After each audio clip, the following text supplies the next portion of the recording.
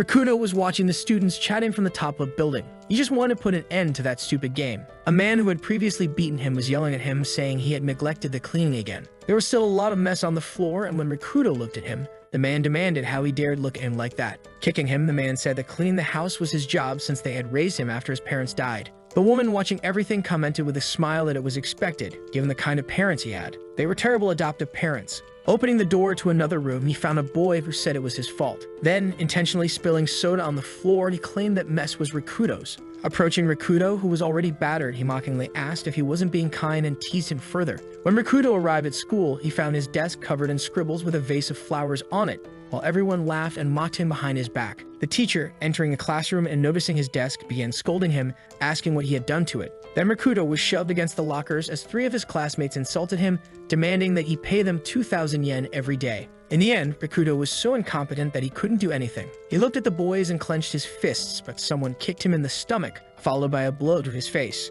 As the beating continued, one of the boys called him pathetic, accusing him of mocking them and telling him to ask his parents for money if he didn't have any. While being beaten, Rikudo thought about how life and everyone in it were garbage, but he felt he was even worse. When he stopped hitting him, his phone fell to the ground and one of the bullies noticed. As he reached to pick up his phone, the boy stomped on it. Seeing the cracked screen, he mockingly apologized, claiming his foot slipped. When Rikudo lowered his head, the bully raised his leg to step on it again. However, someone stopped him, telling him to give it a rest. It was Nishi, the star of the Western-style archery team and recent winner of the national tournament. All the students were surprised and the girls were charmed by him, with one of them commenting that he was amazing even when helping a loser like Kurogen. Nishi gripped the bully's shoulder tightly and the bully asked what he wanted, wondering how strong Nishi was as his shoulder hurt. Behind them, one of the boys grabbed a baseball bat to attack the archer, but Nishi punched him before he could swing. With the man on the ground, Nishi remarked that seeing such things on the streets was unpleasant. He then told everyone to leave. Takta and his friends left immediately, calling it nonsense. After they were gone, Nishi crouched near Rikudo and asked if he was dead. He told him to try fighting back, saying they only acted that way because Rikudo did nothing, and questioned how he could claim to be living like that. Standing up, Rikudo turned his back on Nishi, asking what he knew. But Nishi was surprised to see Rikudo standing firm after such a beating and wondered if he had taken less damage than it seemed. Amazed, he wondered if Rikudo had dodged the attacks at the last second. But he dismissed the thought, muttering to himself that it wasn't a movie. Now back to the present moment. Rikudo watched the students laughing, playing, and talking to each other from the top of the building. He sat on the ground staring at his broken phone with a mix of sadness and anguish. Looking up, he said it was all over, that he was tired of living with that pain, and climbed the fence surrounding the rooftop. Reaching the edge, he sat with his arms outstretched, saying he would just put an end to that stupid game. However, lightning began to appear in the sky and circles started forming between the bolts. From the circles, binary code in the form of bars began descending from the sky toward the city, destroying buildings. Phones all around started emitting strange noises, scaring their users and causing the devices to fall to the ground. Kurogen wondered how lightning could appear when the weather had been clear and what was going on. He heard a noise. Looking at the students, he saw one of them screaming in fear as their phone acted strangely. The phone displayed binary codes which began forming a bubble. The bubble grew larger until it took shape, terrifying the student. It transformed into a raging monster that grinned at him. Monsters like dragons, goblins, and other beasts emerged from all the students' phones and began chasing them. Rikudo, who was safe on the terrace, heard cries for help and saw the students being attacked. They were all knocked down one by one, and the boy couldn't understand what was happening. Hordes of mysterious monsters appeared suddenly, all over the world. The fabric of society was destroyed in an instant. It is believed that the global population was reduced to less than 1/10. The origin of the cataclysm was unknown until a certain group of young people discovered the truth. At first, it was just an unknown fact. The monsters emerged from people's smartphones, nothing more. In the world that followed, survivors gave that day a name. Now is the day of judgment. Sitting on the railing of the school terrace, Kurogen wonders if it was true that the monsters from fantasy worlds were abruptly wiping out humanity. Smiling, he says he managed to put an end to it. Below them, several people were screaming for help and being attacked, and he says it was a death dream. Everyone who once insulted or mocked him was being attacked. He was happy and said serves them right, as all who made a fool of him were now in the claws of the monsters, and they could go to hell. Still smiling, Rikudo wonders how that dream could feel so realistic, as even people unrelated to him were being pursued. Watching the scene, the boy despairs, asking what was happening and why the dream was so long to come to an end. His life was a disaster, his parents were gone, and everyone around him was awful. Even his brother. It didn't matter. None of it mattered. Now crying, the boy admits it wasn't right. No matter how he looked at it, it wasn't right for people to end up that way. While lost in thought, a noise is heard and the terrace door opens. A goblin enters through it, startling him. It was carrying a head. Upon seeing it, he realized it wasn't a dream. At that moment, he instinctively understood that it was real, absolutely real. The goblin leaps at the boy to attack him with its mash sheet, and he falls from the railing to the terrace before it can strike him. Getting up, he realizes he is terrified, and seeing the head the monster carried, understands it was the end. Frightened, he wonders if his end would come that way, but his consciousness began to tell him it didn't matter. Because he had already been planning it, he wanted to put an end to this game. Life was trash, and the world was too.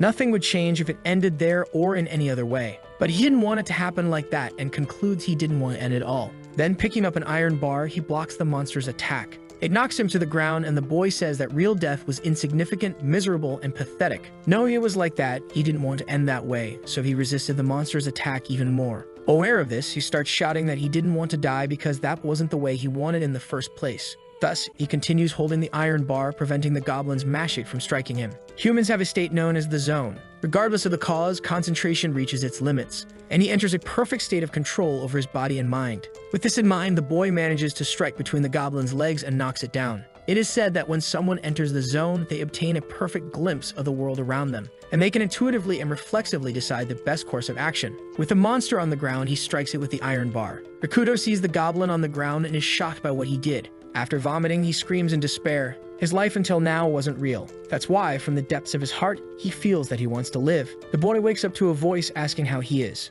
As he gets up, he notices it was Nishi, who thanks him for being alive. Smiling, he says his head was bleeding a lot, which made him worry. Looking at him, Kurovian recognized him. Dazed, the boy gets up and turns around, and the archer tells him not to overdo it. Looking through the fence, he notices the entire city was on fire. Looking around, he sees some students sitting, desperate. Among them were Takeda, Tani, and Arata, the bullies who beat him, now scared and worried about what was happening. Sakura says it was all impossible, and Uyama, the PE teacher, with his arm around her, says to stay together because he would protect her, and that he would keep her safe. However, the girl was still worried. Staying the scene, the other girls comment that he was looking at her in a dirty way and felt sorry for her. Kuroge looks at a pile of objects, and Nishi explains that it's a barricade made from everything they could find to keep the monsters away. Everyone had fled from those mysterious monsters and desperately ran to the rooftop, where they set up the barricade. With his hand on his face, Kurogen comments that there were still people left behind in the school. From the other side of the barricade, they begged to be let in. Students had climbed the stairs and pleaded for help, but Uyama and another student said they couldn't undo the barricade. When the archer arrived, all they could hear were screams from the other side. Nishi said he genuinely felt sorry and guilty for not opening the barricade, even though he believed they wouldn't have survived if he had. Rikudo told him it wasn't his fault, that no one wanted to meet such an end, and that he too had given his all to survive. Looking at the monster's body, Archer asked if Rikudo had done that, as he was completely rattled and had never considered trying something like that himself. He added that if only he had that kind of determination, he might have been able to save those students. They heard screams and saw the PE teacher telling everyone to assess the situation, starting with the monsters coming out on the phones. Sakura confirmed and showed her phone, which initially seemed to work but was now completely off, and another student showed that theirs was too. This way, everyone realized their phones weren't turning on and Rikudo's was broken. The teacher lamented that they wouldn't be able to call for help like that. Kurovian began questioning what it all meant. The monsters came out on the phones, so everything had to be connected somehow. But no monster had emerged from his phone, and he wondered if it was because it was broken. Oyama said they weren't getting anywhere and suggested maintaining the status quo. He proposed waiting for the police or defense forces to rescue them and ask if everyone understood. Rikudo questioned if he was serious, leaving the teacher confused. He explained that since the monsters emerged from phones,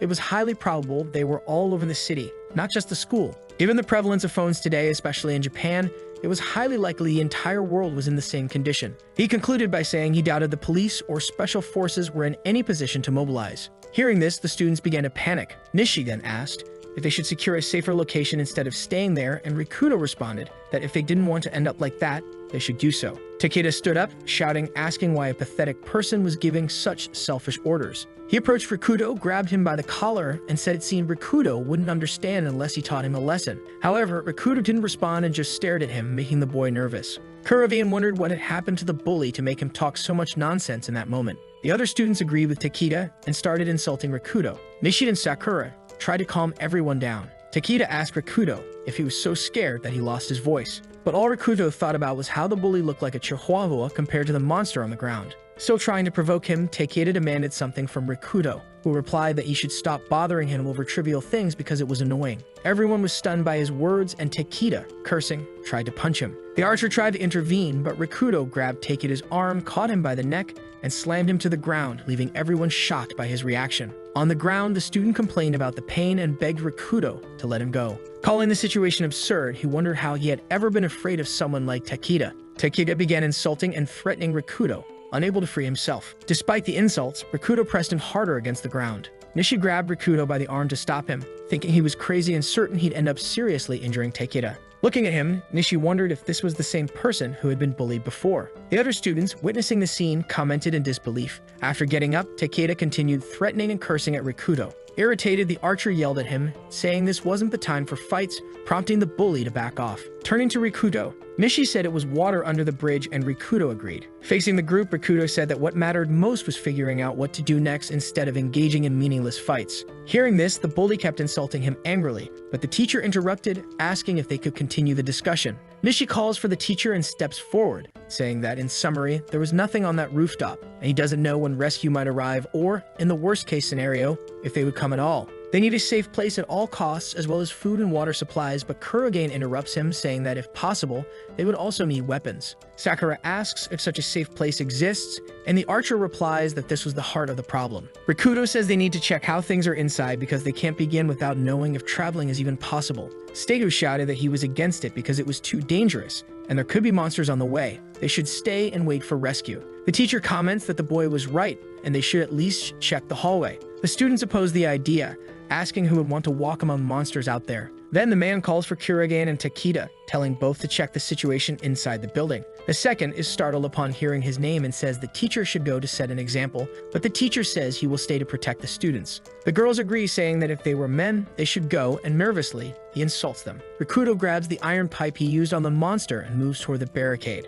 The still frightened boy asks if he is serious, and Rikudo questions him in return. He says the situation will only worsen the longer they stay there. They will either starve or end up devoured by monsters. Either way, it will end here, and he doesn't want that. So in this case, they have no choice but to move. Hearing this, Nishi is encouraged and grabbing his equipment says Rikudo is right and that he will go too, as there might be other survivors. Oyama, scared, says that if anything happens to the boy, it will be his responsibility, and the girls scream at him not to go because it's dangerous. At that moment, Rikudo calls him a hypocrite, and Kurogane says he's glad Nishi is coming along because the Chihuahua doesn't seem inclined, leaving the other wondering about the nickname. Seeing Takeda trembling in fear, he realizes the boy is completely like a Chihuahua. The boy asks if Nishi is sure because, to be honest, it will be a dangerous exploration and the chances of being attacked are high. With a smile, Nishi says he doesn't want to die because he has a reason not to perish, remembering the image of a girl at a window. Recalling his own words, Rikudo tells his friend that he seems reliable, and the other replies he must have his screw loose, just like Rikudo. Somewhat awkwardly, he says he doesn't even know Rikudo's name yet.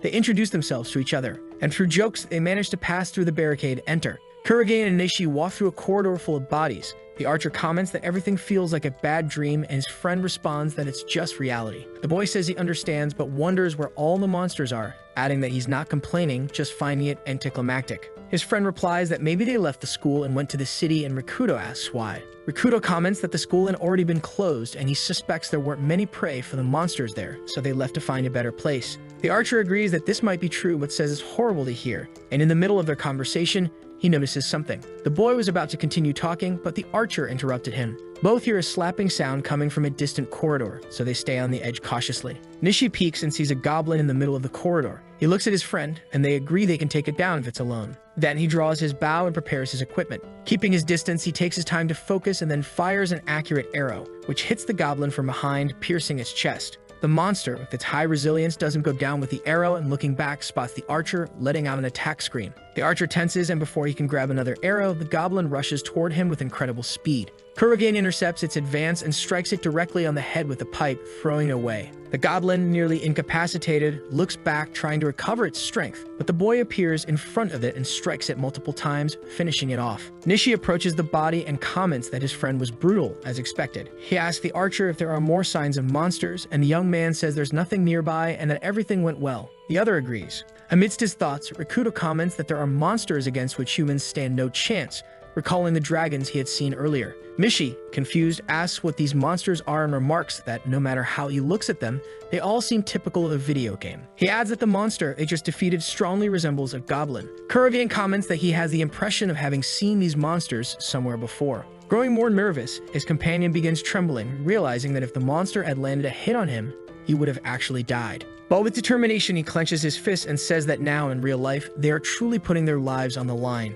The other agrees and adds that, unlike a game, they have no leveling system, cheats, or even magic. They're just ordinary humans. The archer says that Rikudo is definitely not a novice and asks if he had any weapon training or a mentor, but Rikudo gets lost in his memories. He recalls his brother whom he had defeated in a one-on-one battle and answers the archer that he never had any training. Nishi asks why he let himself be bullied by those boys despite having so many skills, and Kurogen responds that he doesn't know exactly why. The companions continue advancing and find a room on fire with several bodies on the floor, but they press on. The archer comments that everything is eerily silent and that apparently the monster they defeated was the only one on the 6th floor. Rikudo explains that most of the rooms were training areas, so there weren't many people on that floor. However, there might be more monsters below. They head toward the stairs to descend to another floor, but before going down, Rikudo says he wants to clarify their objectives. Kurogen states that the goal is to assess the situation, and Nishi adds that they need to figure out how many people are in the school and what escape routes are available. The archer emphasizes that they need as much information as possible to take their next steps.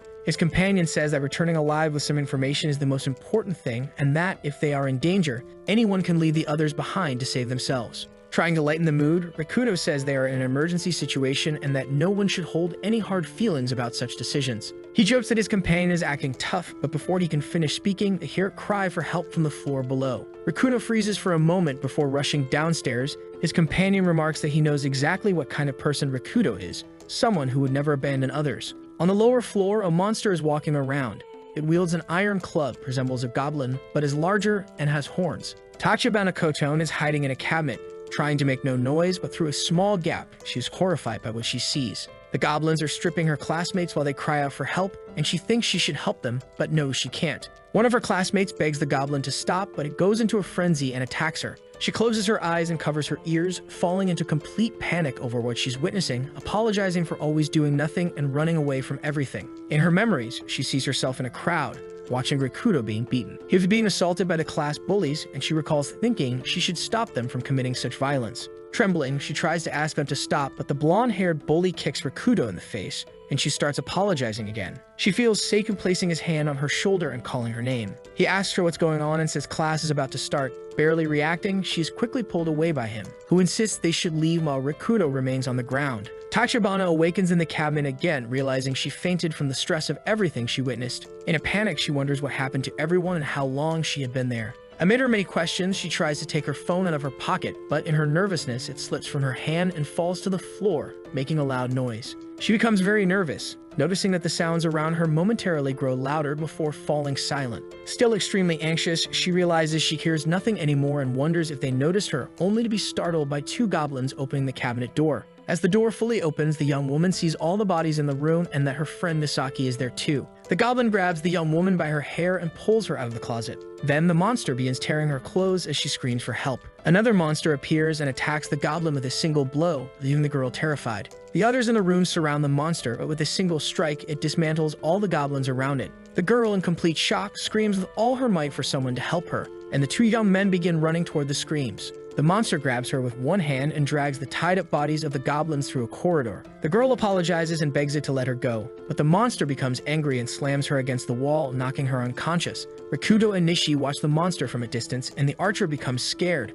wondering if his arrows can even hurt such a creature. His friend says his instincts were right, and the other asks what that monster is. The young man asks if he didn't find it strange that there were so few monsters on the previous floor. He continues, saying the reason was due to this new monster. The boy then realizes that the goblins were being killed by a type of monster that was their predator and stood above them in the food chain. He comments that the monster is much stronger and more territorial, and they have no chance of dealing with it alone. Lost in thought, the archer grows worried about the girl and is startled to see Kurogen getting up and almost revealing their position as he heads toward the monster. The archer asks what he's doing, and the boy replies that he's going to save her because she's still alive. The other asks if he wants to die. Nishi says that even if they wanted to, they wouldn't be able to defeat it alone, and asks why he's acting this way. He questions if it's for self-satisfaction or a sense of justice, that he's putting his life in danger without even thinking straight. Rikudo says that during the break, the archer asked him if he felt alive and reveals that he truly wanted to. But facing death because of the monster, he felt in the depths of his heart that he wanted to live and that he would never let himself fall that way again. He then says he's going to save the girl because he wants to, and being able to think this way is proof that he's alive.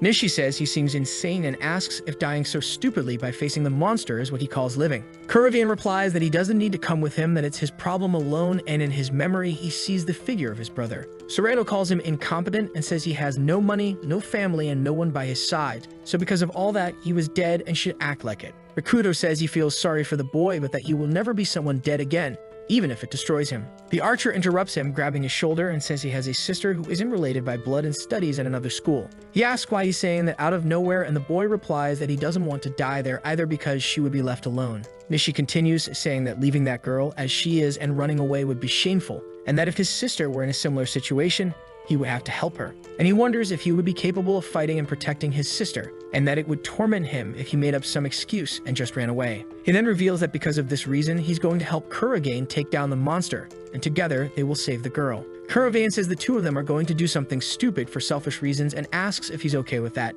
Rikuno laughs and says the archer also has something wrong in his head, and the archer, embarrassed, says a man must have his pride. After coming to an agreement, they begin thinking about how to execute their plan. Nishi asks his friend how he plans to do it because just going in head-on would be too risky. Kurovian reveals that if the other fights, he has an idea, and with that, the two start planning. The girl wakes up to find herself tied to a wooden log along with several goblins as the monster was roasting them as skewers. The monster, while eating, notices the girl has woken up, and in terror, she lets out a loud scream, prompting the two young men to move and initiate their plan. At that moment, the archer says as he runs that after hearing Rikudo's plan, he's sure the young man is completely out of his mind. The girl in despair begins to think she won't leave alive and that she will be devoured by the monster after being burned in the fire it set up. Crying, she starts saying she doesn't want to die, and the monster notices she's moving again and approaches her. It knocks her down and grabs the wooden plank to which she is tied, carrying her toward the fire. As they get closer to the flames, she panics. However, both notice Kurogain at the door, who tells her to close her eyes. The monster drops the plank and grabs his club. As it approaches the boy with its iron club, Kurogain pulls out a fire extinguisher and sprays it in the monster's face, temporarily blinding it. While the monster is blinded, Rikudo runs toward Takebana and unties her. She calls his name, but he says he doesn't know her and is just helping. In her thoughts, the girl says it's obvious he doesn't remember her and wonders why he would even remember. Kurogain, realizing his knife isn't cutting the ropes, switches to plan B and bangs a pipe on the floor to signal Nishi. The archer understands the signal and is incredulous, realizing they will have to carry out his friend's crazy plan. Approaching Rikudo, Nishi says he's not confident about the plan but will do his best shot and asks not to be blamed if he misses. The monster, regaining its senses, sees Kurogain kneeling in front of the girl.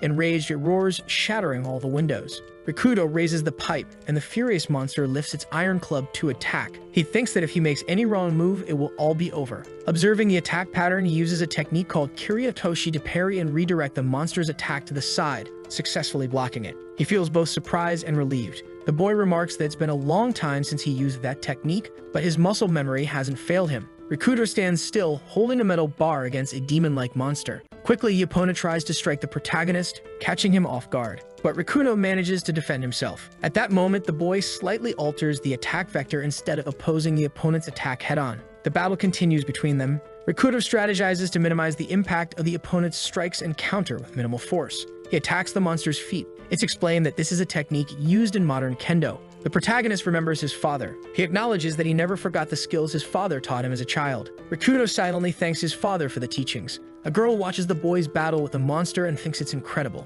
Trying to stay calm, the protagonist reminds himself that these are just monsters without proper techniques. Angry, the demon seems to prepare for another attack. Without waiting long, it swings a blow toward the boy. Rikudo defends himself as best he can, using his techniques. Intent on crushing the boy, the monster continues attacking ferociously. Using his skills, the protagonist lands a precise strike on the opponent's wrist. He thinks to himself that the adversary only relies on brute force to swing its weapon. The two continue fighting, growing angrier at each other. Once again, the demon tries to attack with its spiked club. To Rikudo, the monster's attacks seem broad and monotonous. Full of skill, the boy manages to land a blow on the monster's head, but he admits that such a strike would be much easier against a human opponent. The monster screams in pain and appears weakened. The girl observing the scene is amazed that the boy can defend against all the attacks and thinks he is incredible. Showing slight fatigue, the boy still refuses to give up. He explains that even though he's defending himself, the impacts are taking a toll on his body. He knows he can't sustain the fight for much longer as his strength begins to wane. The monster regains its focus and the boy realizes that despite giving it his all, it's not working. Deciding to retreat defensively, he reflexively dodges the attacks. Studying the giant monster, Rikudo concludes that a frontal attack is impossible. He decides to move quickly to attempt a final strike. From a distance, he calls out to the demon to grab its attention. Once again, smoke starts pouring from the monster's ears, a clear sign it's preparing to attack. The opponent looks back toward the girl who is tied to the wooden log on the ground. He grabs the wooden log where the girl is restrained and tries to advance, using it as a weapon while the girl screams. Rikudo realizes he's in serious trouble in this situation. Brutally, the demon attacks with the wooden log. Outside the building, the sounds of the battle can be heard. Things in the environment are being broken. The protagonist tries to run as the monster swings wildly with the girl tied to the wooden log. Rikudo is faster and manages to escape as the demon roars. The girl is left alone, feeling a bit upset for being abandoned. Playground is shown. Two boys are bullying the girl as a child while she cries, curled up in a corner. Someone shows up to defend her. It's Rikudo, and he asks why they are bullying the little girl. Back in the present day, the girl reflects on how the protagonist has always been like that, risking everything for someone else. She cries while still tied to the wooden log.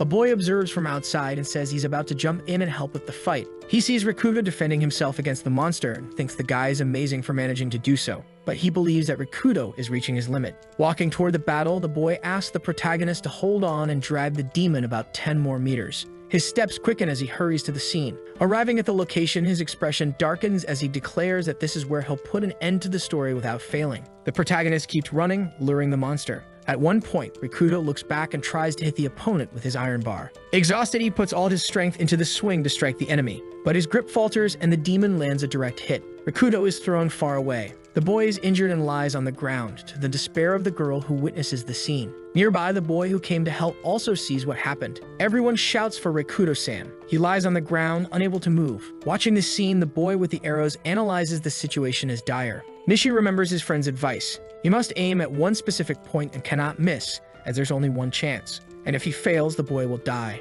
As he observes, Nishi is still unsure if he can shoot the arrow. He thinks about the 3 conditions for hitting the target. The angle, the distance, and everything necessary for a perfect shot are not ideal. However, Nishi knows there isn't much time as he could be discovered. Thinking deeply, he wishes the monster would get a bit closer and turn to present a perfect angle for the shot. The doubt lingers as waiting too long might cost him the chance. And while his thoughts are racing, he is interrupted. Rikudo, even injured and on the ground, shouts for him not to shoot. Nishi becomes even more confused and unable to understand. His friend loudly says he needs to be a few meters closer and asks him to wait as he gets up from the ground again. Face to face with the demon once more, the protagonist's actions are observed by the boy hidden nearby. Tied to the wooden log, the girl cries and calls out for Rikudo. Unfazed, the monster approaches again. Exhausted, Rikudo coughs and begins to hunch over. Suddenly, the young man drops to his knees. The demon believes it's his moment and starts shooting lightning from his eyes as the protagonist watches. He gets up from the ground again and places the iron bar in front of him to defend himself. Even so, the young man thinks his legs are weak and wonders if he can keep leading the monster a few more meters. Furious, the opponent growls and roars. The clash between the two continues relentlessly. Nishi is startled by the intensity of the roar. The girl tied to the log begs Rikudo to run, saying the monster will kill him, but he tells them not to worry about him. With a determined expression, the protagonist stares down the demon again. Desperate, the girl asks why and says she doesn't deserve to be rescued by him. She admits she abandoned the boy all this time and doesn't deserve his help. A school building is shown. Rikudo is being beaten by a group of boys while the girl watches. Quickly, she considers using her courage to help her friend. Without thinking much, the girl rushes toward the group and tells them to leave the protagonist alone. Suddenly, someone touches her shoulder and calls her by name. Stato appears and starts talking to Koton. He tells her she shouldn't be involved in something like this and could end up getting hurt. The boy continues, saying she just needs to be a good person and do what he says, while Rikudo keeps getting beaten. Manipulated, Koton says she will do what was agreed upon with the boy. At the end of the flashback, Koton repeats that she has always been a coward and was never able to help her friend. She continues, saying she is tired of just standing by and watching someone like her unable to do anything. The demon tries to attack again. Its growls and roars grow louder and more intense. Overwhelmed by rage, the monster shows signs of preparing to attack once more. It charges at the boy. At this moment, Rikudo notices that the kanbo, the weapon wielded by the monster, has lost its momentum. With the opening, the protagonist seizes the right moment to strike the adversary. The attack is interrupted by the demon's weapon. Once again, the boy is sent flying and ends up injured. Rikudo falls to the ground. Koton is also thrown while tied to the wooden plank held by the demon. She is in pain and despair, crashing hard onto the ground. Seeing Rikudo lying on the ground, the red monster quickly moves toward him. Distressed, the girl begs her friend to run, but he is unresponsive. Without strength, the protagonist acknowledges there is nothing more he can do. The demon towers over the boy and raises its combo to strike him. In a low voice, Rikudo signals to Nishi that the target is at the right distance. Before hearing the words, Nishi is already in position with his bow and arrow. He reassesses the distance and angle and declares he won't miss such an easy shot. Surprised, the monster notices the boy's presence and shifts its focus away from the protagonist. The young archer prepares to attack. Acting quickly, he fires the arrow. The arrow flies straight and hits the demon squarely in the eye. A flashback shows what happened 10 minutes before the scene. Rikudo hands a syringe to Nishi and instructs him to use it. Nishi asks if it's the same thing Sakura had given them before they entered the building to explore, and Rikudo nods. He explains that it's undiluted ethanol meant for chemistry experiments, essentially 100% pure alcohol. They recall the blonde girl handing them the syringe and asserting that the liquid would be useful. Nishi observes the scene and wonders why the girl was carrying something like that. The flashback shifts back to the boys inside the building, where Rikudo instructs his friend to coat the arrow with the alcohol and fire it at the monster. Nishi wonders if it will really work, and Rikudo believes it will. It's explained that alcohol is a deadly potion, intoxicating any organism. Even a few milliliters injected directly into the bloodstream would render the monster unable to stand. With that syringe, it would be enough to destroy the demon. Nishi finds the idea logical but doubts its feasibility. He points out that even a child would know the needle wouldn't penetrate the monster's skin. Rikudo explains that Nishi should aim for a specific point, the demon's eye. He reasons that the eye would be vulnerable enough to pierce, though Nishi questions how Rikudo knows the eye is a good target. A fire extinguisher is shown, and Rikudo explains that he will confirm it using the device. Determined, he says he will spray the monster's face, and if it tries to cover its eyes, it means the eyes are no different from those of humans. The plan is laid out, and Rikudo considers it straightforward. He states he will begin, and Nishi will finish. Concluding, Rikudo tells his friend he's counting on him to make the plan work. The scene returns to the present. With the demon struck by the arrow in its eye, it roars in pain. Pleased with his success, the archer celebrates the plan. The fire extinguisher test confirmed the monster's eyes were fragile. The plan, as simple as it seemed, was effective. Jokingly, Nishi says he scored 10 points as he hit the center of the target perfectly. The demon tries to pull the arrow out of its eye. Still on the ground, Rikudo asks his friend what he thinks about it. Koton once again finds everything happening utterly incredible. Angry, the monster rips out the arrow with the needle and charges toward the boys, but starts to stagger. The protagonist realizes the alcohol is taking effect.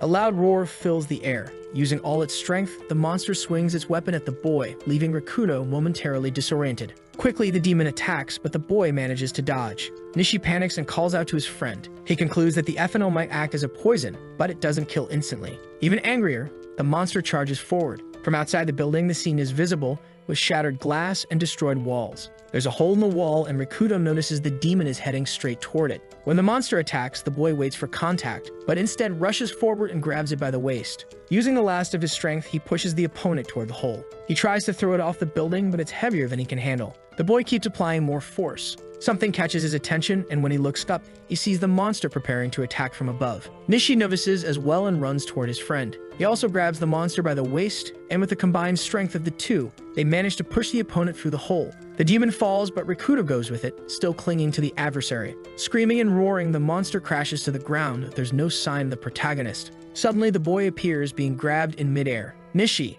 acting quickly, managed to catch his friend and prevent him from falling from the heights. Upon impact, the demon breaks the floor and fractures its horns. Koton watches the scene anxiously, but is relieved and happy that her friends are safe. She thanks God that both are okay. Rikudo calls out to his friend, who asks what's wrong. He says what just happened was insane and asks if his companion is stupid. Satisfied with saving the protagonist's life, the boy with the arrows responds. The first place in the national tournament is mentioned, leaving Nishi confused. Laughing, the boy jokes that Rikudo was still out of touch with reality. Koton asks for help to be untied as she's still bound with ropes. Using a sharp rock, the boys manage to free the girl. Nishi asks if the girl is okay, even though she's visibly traumatized, and if she can stand. Before he can finish his sentence, the girl gets up and quickly walks past him. She goes straight to Rikudo and hugs him. Koton thanks her friend for saving her. Watching the scene, the boy with the arrows seems to realize something. He asks the protagonist what's going on. He adds that all the risk was to save his girlfriend, leaving the two young people in shock. Playfully, Nishi continues, saying that for someone dating a beautiful girl,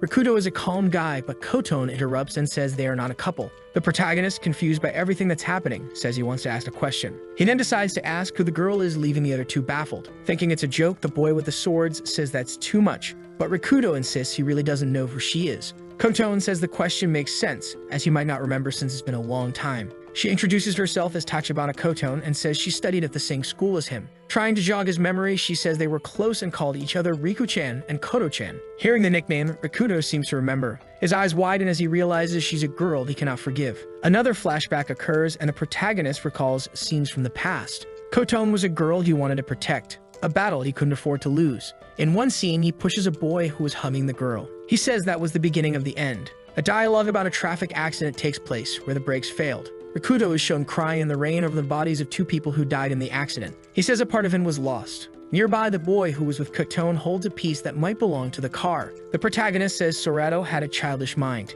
and a diabolical cunningness and coldness. Angry, the boy continues, saying the others stole everything he could from him while remembering a scene where he lay on the ground with his head being stepped on. Concluding his thoughts, Rikudo says that at some point during these events, he died inside. He regains consciousness and returns to the present, ending the flashback. Trembling, the protagonist starts to feel unwell, leaving everyone confused about what's happening. Kotone panics, asking what's wrong with the boy. Trying to calm her, he says it's nothing and that he's fine now. Nishi intervenes and says it's obvious his friend is not okay. The protagonist says he remembered who Tachibana it is. He states that he didn't remember they were from the same school while the girl apologizes. She says she wishes she had spoken to Rikudo earlier, but he tells her she made the right choice since nothing good could come from getting involved with the bullying he endured. Kotone feels sad hearing this. Nishi approaches and says the sun will set soon, that they can't waste time, and asks if the girl will join them. She replies yes. He acknowledges that she's going through a tough time but tells her she must understand. After all that, the trio starts moving around the school. The girl kneels and prays for a deceased boy.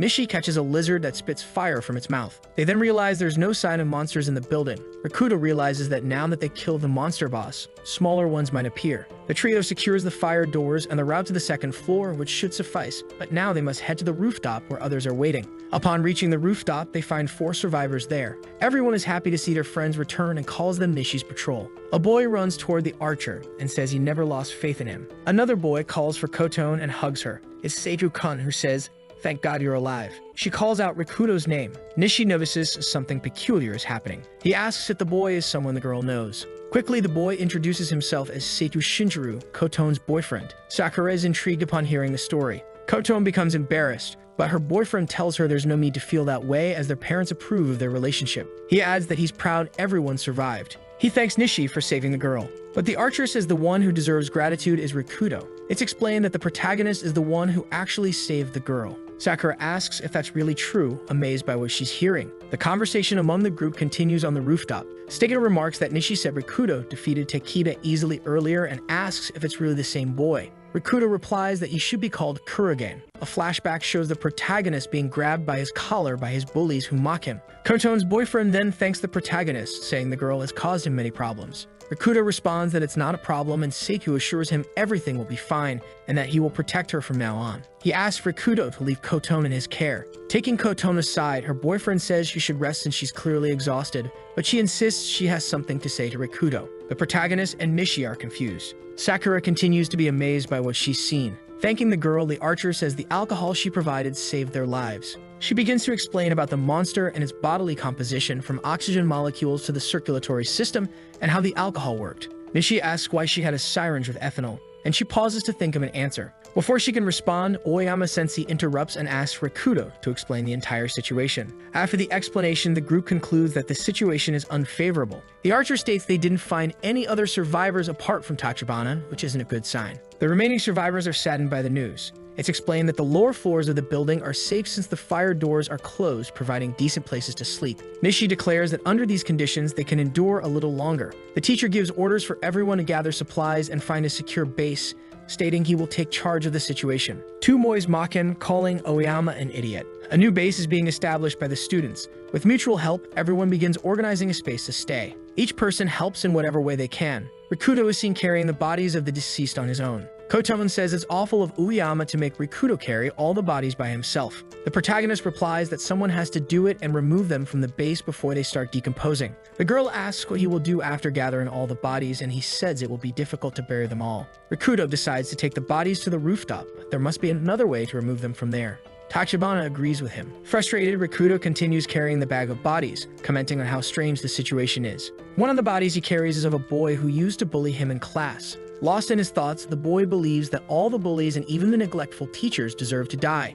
and that if everyone were dead, he could laugh deeply. At that moment, Koton interrupts him. He concludes that he wouldn't be able to laugh, which is the worst feeling. Rikudo adds that he hasn't been able to laugh ever since everything happened to him, and that this might be divine punishment. Tachibana says that the boy is a hero and always has been, both now and in the past. Hearing the word hero, the protagonist is surprised. The girl says she will help him with the bodies. The protagonist asks if she's sure, given that it's a shocking scene for a girl to see, but she says it's okay, that it's something she shouldn't abandon, and the boy then says that in that case she's welcome. Both continue on their way, but someone calls out to Kurogane. When he looks back, the person attacks Rikudo, and they engage in a physical fight, scaring Tachibana. It's the girl's boyfriend, Furious, who asks what the protagonist is doing with her. Angrily, he grabs the girl by the arm and says the boy doesn't need her help to do something so disgusting. Rikudo lies on the ground, watching, unable to understand. Seiku mocks him, saying the boy is clever to think Koton would do this dirty work, and that the protagonist should be ashamed of himself for wanting a girl to do such a horrible task. Hearing all this, Koton steps in and defends her friend, saying she offered to help. The boyfriend says he understands what's happening and has no doubt the girl was forced because of her rescue. She asks what he's talking about. Seiku says he will tell everyone about what just happened. The protagonist, though still confused about the situation, remains silent. Koton tries to defend the boy again and asks why her boyfriend would do something so terrible to her friend, but he tells her to shut up. Rikudo says he doesn't care and that the boy can do whatever he wants. Realizing he can't get a rise out of the protagonist, the girl's boyfriend nervously laughs. He says the boy can bluff like a pro, even though he's about to snap. Finally, he pulls his girlfriend by the arm, saying she has no business being there. The protagonist continues carrying the bodies but looks back. At that moment, Koton breaks free from Seitu, leaving everyone surprised. She says she's heard enough. Desperate, the boy asks what the girl is doing. Pouring her heart out, the girl says their parents' social standing was why she was polite to him, but she can't take it anymore. The boy doesn't understand and says he thought they would be together forever. She starts crying, leaving the boyfriend even more desperate. Rikudo steps in and asks them to argue somewhere else as they are disrupting his work, but he is told to shut up. He insists, saying he's asking Koton not to cause trouble, while Seitu keeps asserting that no one will be able to protect her. Shocked by what she hears, the girl says it's bizarre for her boyfriend to talk about protection, and that he used her as a sacrifice to save himself. Realizing he's been found out, the boyfriend calls Tachibana clueless, and she says she's figured it all out. A flashback shows the moment when the monsters attacked and everyone fled. The couple was in one of the school hallways. She says the rooftop might be a safe place and informs her boyfriend. As they approach the location, Seigu trips her. Koton falls to the ground and is left behind by the boy. Desperate, she begs him to wait, but he ignores her. The monsters get closer to the girl. Terrified, she notices a nearby locker. Not wanting to die, Koton hides inside. After the whole story is revealed, Seitu becomes enraged, saying it's a lie and that he can't believe the girl said such a thing. But Tachibana remains firm, saying there's no way she could be wrong about what happened. She concludes by saying she can no longer trust the person she once called her boyfriend. She adds that she always thought they should never have been together. Then, furious, the girl asks to be forgotten by her ex and says she never wants to see him again for the rest of her life. After hearing everything, Seitu asks Koton if she has any feelings for Rikudo. He bursts into laughter, leaving his girlfriend confused. The girl becomes worried about what she just heard. Irritated, he tells her to shut up. He tries to punch her, saying she should only do what he tells her. Before the punch lands, Rikudo steps in and grabs the boy's hand. Once again, he calmly asks both of them to let him work in peace. Patiently, he releases Seitu's hand, who then remarks that Rikudo has always had a different aura, even though he was always surrounded by hooligans dressed like death. Finally, Koton's ex asks why everyone who bullied Rikudo ended up dead. Tachibana intervenes, saying the boy is going too far. After this, Seitu merely scoffs. Rikudo says he wants to ask the boy a question. Directly, he asks what the slander campaign is against and says he doesn't care, as it won't make Seitu any more important. Angrily, Seitu says the boy is dark and asks how he dares lecture a model student. Seitu attempts to fight and Koton steps in, but they ask her to stay out of it.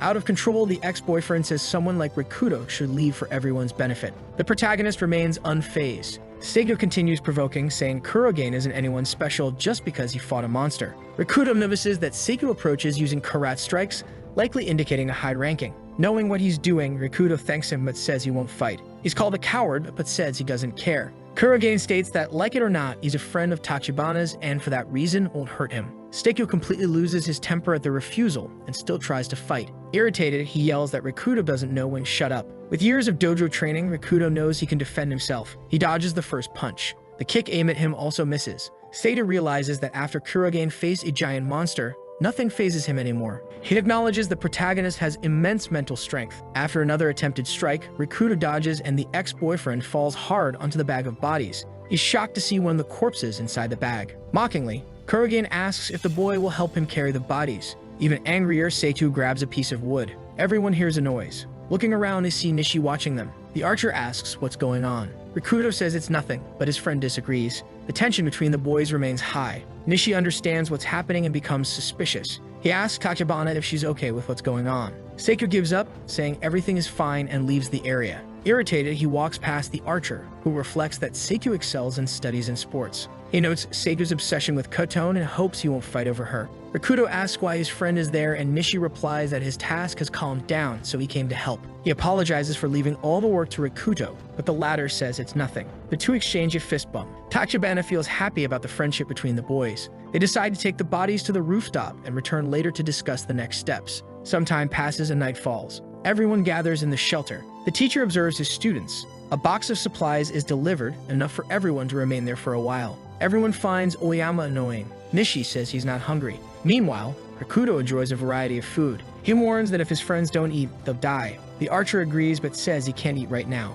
A scream is heard, confusing everyone. It's Sakura, looking at her phone and wondering why it doesn't work. Nishi approaches her, asking what's going on. He notices she has a phone charger, and the girl says she found it and wanted to charge her phone but couldn't. The boy ponders and says it might have already been used, but Sakura insists it hasn't, as it was still wrapped. They conclude that the phones the monsters emerged from should be collected. Sakura feels sad because she thought she could get online and find information. She continues to lament, saying she wishes she had internet. Koton asks if the internet would even work without power, and the blonde replies it would, as this is a model city for development. Additionally, it doesn't require external electricity to function. Nishi says he doesn't understand any of it, but would like to learn more. Sakura says that if she had a phone, the monster wouldn't come out of it. One of the boys shows her a device. It's Kurogane, who asks if it's a smartphone that doesn't produce monsters. He says his was broken before the incident, so nothing comes out of it. Nishi speculates that the phone might be broken. Koton says the device is the same as hers, and they match in that. Their friend observes and remarks that it's a very old model they used to have.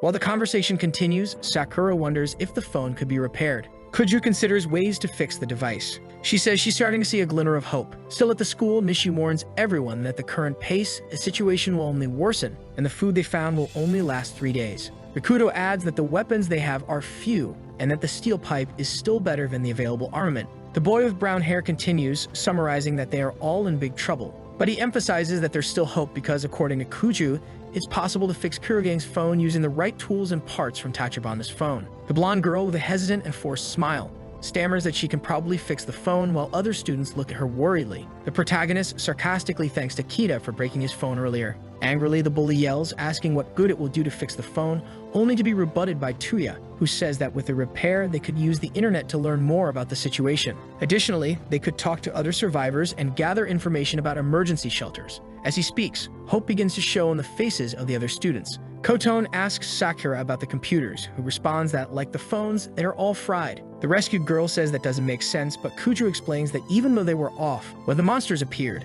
the connection terminals were destroyed. Grabbing her blonde hair with her hands, the girl says this phenomenon makes her head hurt. Despite being worried, Nishi tries to stay focused and says that only the phone that was already broken before the chaos started has a chance of accessing the internet. He adds that the top priority should be to contact others who were as lucky as Rikudo. Rikudo agrees. With the goal of finding the right tools, the boy with the steel pipe asks Sakura if the best place is really the general discount store. Despite looking doubtful, the girl says it seems like a good idea. Two frightened girls join the conversation and suggest that everyone should head there immediately to look for weapons and food. Sensei Oyama yells for them to wait, saying he's against the plan because it's too dangerous. Kurogane retorts, saying that if they don't go, sooner or later, they'll succumb. The teacher, indignant, stresses that there's a possibility of rescue before the worst happens. The teacher, starting an argument, warns that there are monsters everywhere, and the boy refutes, saying that fortunately, the store isn't far from here. Rikudo emphasizes that if they go by car, the plan should work and begs Sensei to take them. The teacher makes a terrified expression at the request. Tuya says this is the only way, as it's less dangerous than going on foot. Terrified, the teacher, in denial, pleads for them to reconsider the plan. He yells that going is out of the question because he needs to protect the students and that it's for their benefit as well. Concerned, the boy with the bow reflects that this is a problem. Shocking everyone, Koton stands up and decisively says that she knows and will drive. Nishi, surprised, asks how she knows how to drive without a license, and she explains that when she was younger, her grandfather used to let her drive his truck all the time on his farm. Her boyfriend, enraged, joins the discussion to stop her, but the girl tells him to stay out of it. Kurogane asks if she's sure about this since it's deadly outside, and even inside the car it might not be safe, which makes the girl anxious. The long-haired girl replies that she doesn't want to meet her end, but at this rate, she has no idea what's really happening and doesn't want it to end this way. She adds that if there's even the slightest chance, it's better to try. The boy with the steel pipe, with a look of admiration, says he understands her and is counting on her and her strength. Her boyfriend becomes furious. That's when Oyama, equally enraged, punches the chalkboard, startling the students and demanding to know why they are making decisions without him. Yelling, he declares that he is the teacher, responsible for protecting the students, and that he will not allow them to do whatever they want. Nishi tries to intervene, saying something needs to be done, but the man, filled with anger, tells him to shut up. As the students listen in fear, the teacher continues shouting, calling Tuya just a brat, and insisting that everyone should do only what he says. Wait, he adds that if they ration the food, it will last a week, that everyone should wait for rescue, and questions whether the students can't see this is the best course of action. Rikudo counters, asking why the teacher doesn't realize it's a terrible idea. The man scolds him for speaking that way, but the boy persists, questioning where it's actually safe and whether the teacher has seen the monsters. Blue slime begins dripping from the ceiling as the student declares there is no safe place. It lands on Tani. Tani begins screaming for help as the monster takes over his body, terrifying everyone. That's when Kurogen charges at the creature with his steel pipe, shouting that common sense doesn't apply to these things and that there is no safe place. He adds, as he strikes the slime directly, that sitting and waiting will only make things worse. The students question what that thing is as the boy fights the monster. Tani, panicking, continues pleading for help. Rikudo says he's working on a solution and tells him to hold on as he grabs a large blanket. He shouts for Nishi, who responds that he understands. The students observe that the slime can dissolve human flesh but not synthetic fibers and clothing. Then, in a coordinated effort counting 1, 2, 3, one throws the blanket while the other pulls Tani out of the monster. Kunju, terrified, asks if they really managed to get the creature off Tani. The boy with the steel pipe, despite landing many blows, realizes his fear has come true. The monster hasn't taken any damage. He recalls that in most games, slimes are resistant to physical attacks and only vulnerable to magic. He gets the idea to set the creature on fire, but Tuya doesn't know how. Sakura then appears with a flammable liquid, pours it on the slime, and lights a match. She hopes it works. Consequently, a large explosion occurs. The girl notices the monster has evaporated, and Rikudo remarks that fire appears to be its weakness and thanks her for the help. He then remembers Tani, but Nishi informs him that, unfortunately, they were too late. Takeda, kneeling on the ground, desperately calls his friend's name.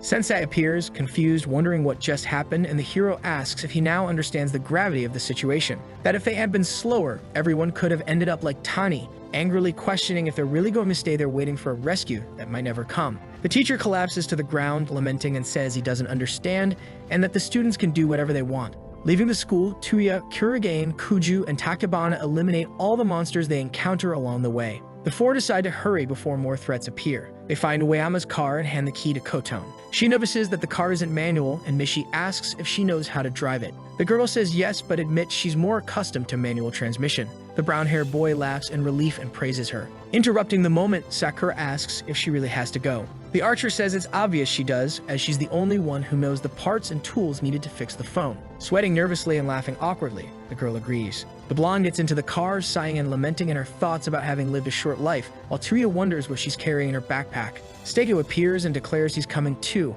as it's his job to protect Tachibana. The archer warns him not to start any problems, and Seiya retorts that there's no need to worry, and that he's not that stupid. Already in the car, he adds that, like everyone else, he doesn't want to succumb and will do whatever it takes to ensure that doesn't happen. Nishi notices Shinjuru's jealous expression as he looks at his girlfriend and Rikudo, and hopes he won't do anything stupid. The girl in the driver's seat asks if everyone is ready and starts the car. Tuya, excited, replies yes and says everyone is counting on her. Sakura says she's fine, but silently laments that she didn't want to go. The protagonist says everything is set, and they head toward their destination. From the school, the others watch them leave. Then a student suggests they hurry and start burning the bodies on the rooftop, following Kurogane's recommendations. Sensei Oyama, holding a type of sword, strikes the ground furiously and tells the girl to shut up. Angrily, he says he doesn't want to hear about the boy anymore, and he can handle the corpses when he returns because he's the one in charge. He ends by saying that everyone should only do what he tells them to. Somewhere in the city at the same time, the team of warriors drives through streets infested with monsters that try to attack them as soon as they hear the engine roar.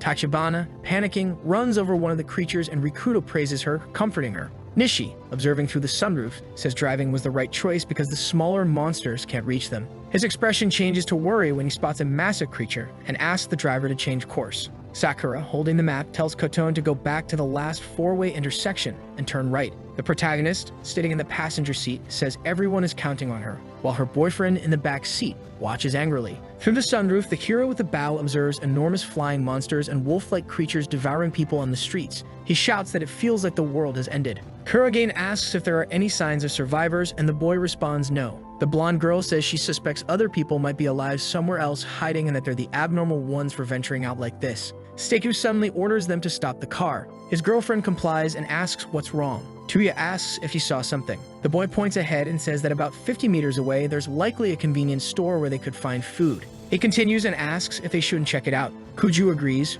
Rikuto, from the front seat, points out that there should also be food at their destination, but the boy snaps back, saying no one asked him. Shinjiro questions if the protagonist is going to say it's too dangerous, and Rikuto counters by asking if his opinion doesn't count. The boy in the back seat, already irritated, retorts that just because Rikuto took the initiative to fight monsters doesn't mean he needs to act like the leader. Mishi joins the discussion, saying that Kurogane is merely expressing his opinion, prompting Sakura to agree and say everyone should get along. Tachibana also scolds her boyfriend, who grumbles under his breath. Meanwhile, the archer reflects on what they should do since there's no guarantee they'll find food at the destination, especially if it's full of monsters. His thoughts are interrupted when the boy in the passenger seat says there's no perfect choice or answer. He continues, emphasizing that he doesn't even know if leaving was the right decision, but now that the dice have been rolled, he plans to give it his all. He concludes by saying he trusts his friend's judgment and that, whatever happens, he won't complain. Tuya, taking charge, says food is essential, that they should seize every opportunity to gather supplies, and asks if everyone agrees.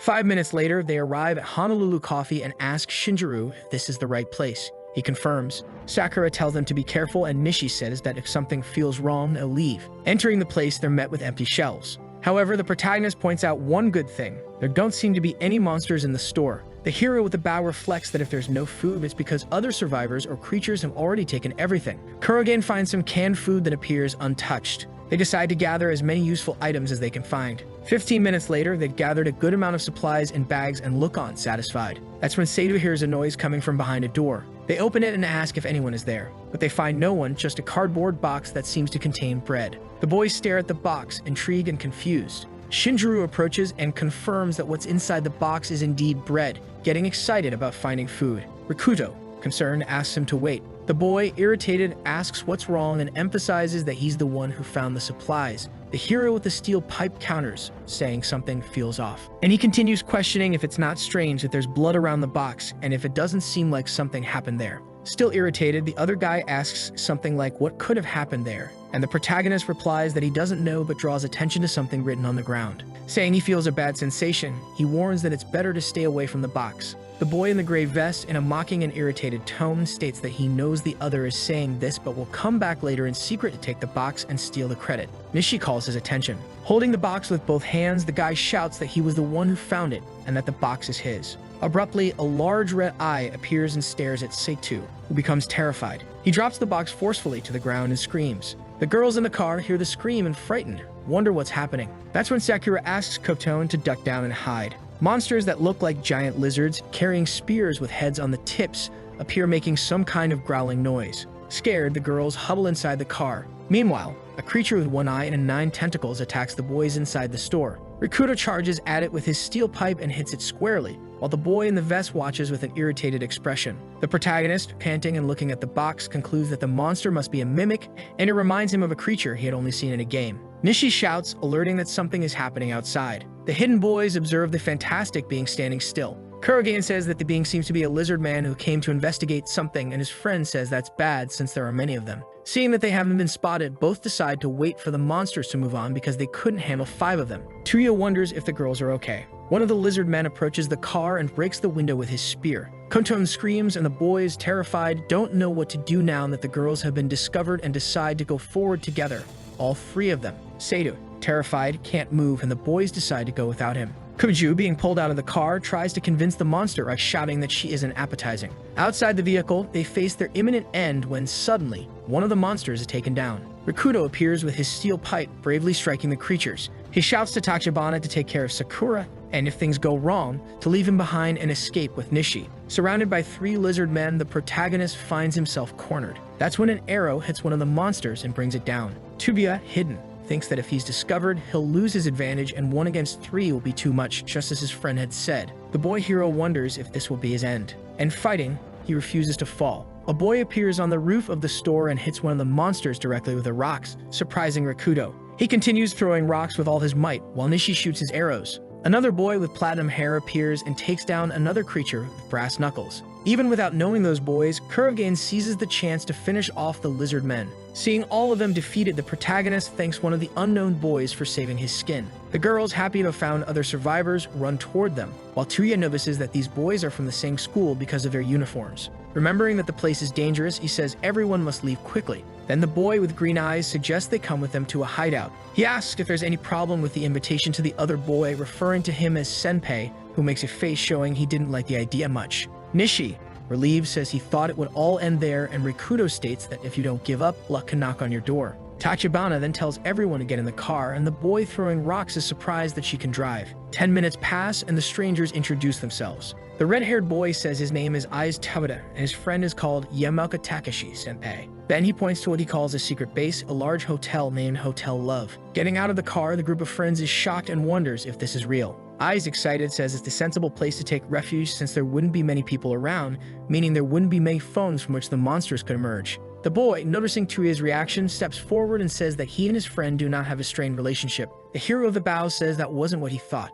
He continues and suggests that they exchange information. Seitu, irritated, tells them to do whatever they want. Confused, the two boys seem bothered by his attitude, but Nishi says not to mind the boy, who is just a little nervous. Tauda then says there's not much to say. He was returning from school when he was attacked and, trusting his speed, managed to stay ahead of the monsters. However, he ended up surrounded, and that's when Yamaoka appeared and saved him. The boy says his friend is very strong, that it was he who found the hotel, and that without him he wouldn't still be breathing. It's then that the hero of the arrows realizes he has heard of the boy with platinum hair before. Recalling, he affirms he heard that Takeshi is a hardcore delinquent, that Takeda and his gang were nothing compared to him. His crimes involved a lot of violence, drug trafficking, connections with the Yakuza, and even the murder of people. Still lost in thought, he thinks that now the rumors don't seem true as he observes the friendship Takeshi has with Aiz. Returning to the conversation, the green-eyed boy recounts that monsters were everywhere, that they went out looking for food and ended up meeting the group at the store. Rikuto then asks if it was the boys who left the warning near the cardboard box in the store, but they claim not to know what he's talking about.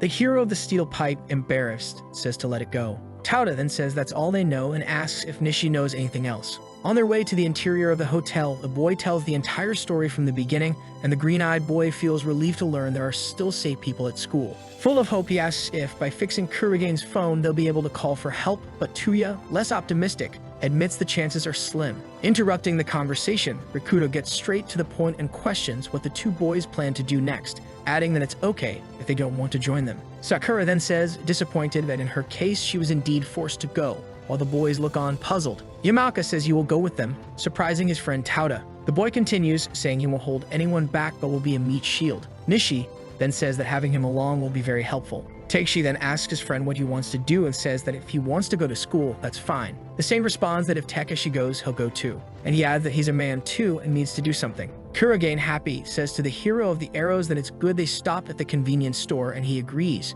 Contradicting the boys, Yamaoka then says their plan is very reckless since many people live in the area and the number of monsters will be much higher. Therefore, they need an entry plan to know where it's safe, where it's dangerous, and that being cautious is mandatory. He continues, saying that protecting the key player in the plan, Kuju, must be the priority. She is surprised by his statement. The duo of heroes agrees that they were hasty and don't want things to go wrong because they rushed. The platinum-haired boy then says he won't handle the details of the main plan, that he's just a soldier, and they can use him however they want. A brainstorming session then begins for the construction of the final plan. Seidu is excluded in the corner. After the meeting, everyone returns to the car and makes repeated trips, focusing solely on finding a safe route, and even with obstacles along the way, working together, they manage to overcome them. After several days, they reach their final destination. Rikudo says that if they had rushed, they would have become monster food. The girls feel relieved to have arrived, and Sakura says it feels like centuries since she's been to that place. Yamaoka notices his friend Aiza's legs trembling, and he says it's the tremor of excitement from a warrior entering battle.